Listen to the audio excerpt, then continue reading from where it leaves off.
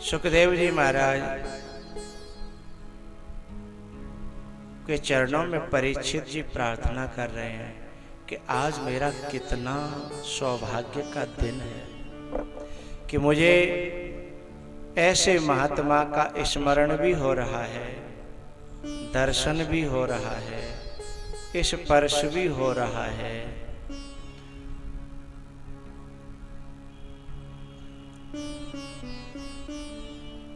स्मरण, दर्शन, स्पर्श के बाद में फिर नंबर आता है कि ऐसा कोई महापुरुष के पांव घर पे पड़ जाए,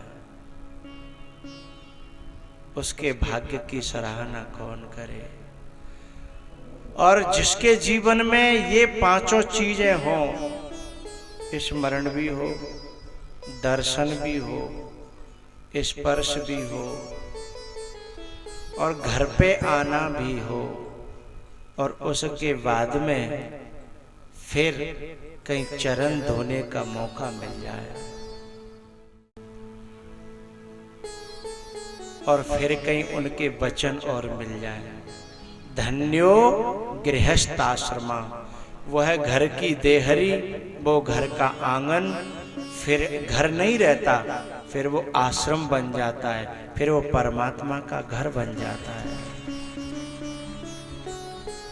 भागवत के 11वें स्कंद में कहा है, अनुव्रजाम अहम नित्यम पूये येत्यंग्र रेणु भी।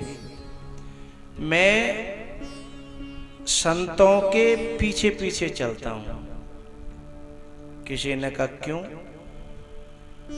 चलते हो पीछे पीछे?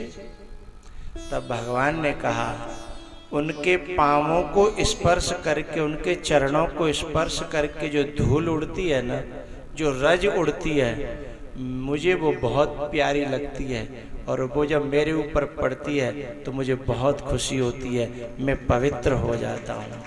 भगवान कहते हैं इस बात को।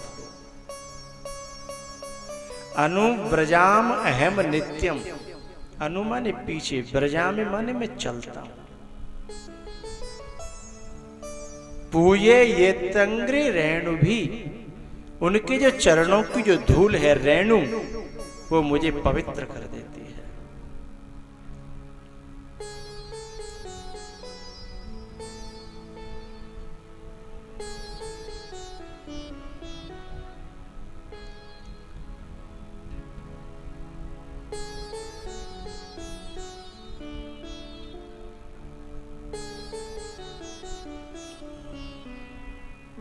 दुनिया का सबसे बड़ा धनवान व्यक्ति है जिसे किसी महात्मा के प्यार की दौलत मिल जाए।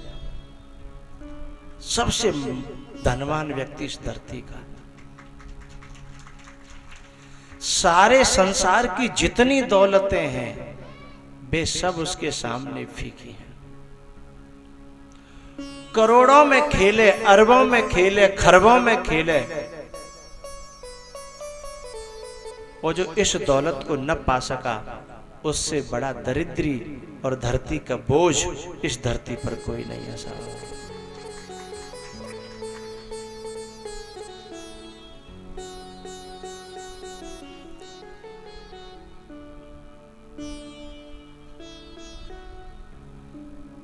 सबसे बड़ा पैसे वाला त्रेता युग में रावण था, लेकिन धरती उसी के भजन के मारे गाय बनकर के देवताओं के पास में आई।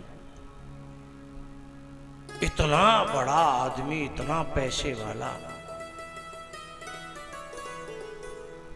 लेकिन उसका भजन धरती सहन नहीं कर पाई। सबसे बड़ा भिखारी इस धरती का यदि कोई था तो रावण था।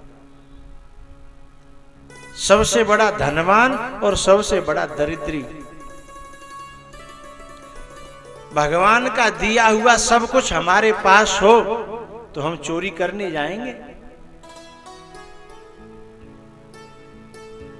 हम बहरूपिया की तरह रूप बदल बदल करके चोरी करने किसी दूसरे के घर में जाएंगे?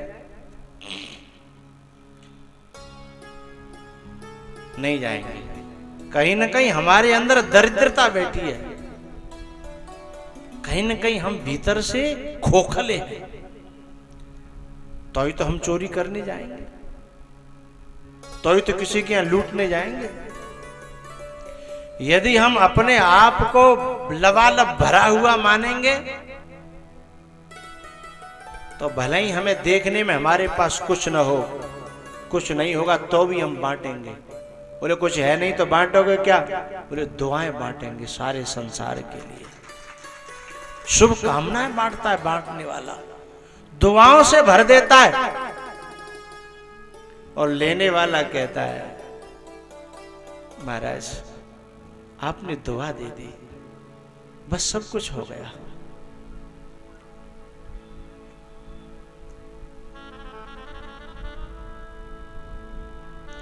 एक संत की एक बात याद आ रही है, कहूं? है जी।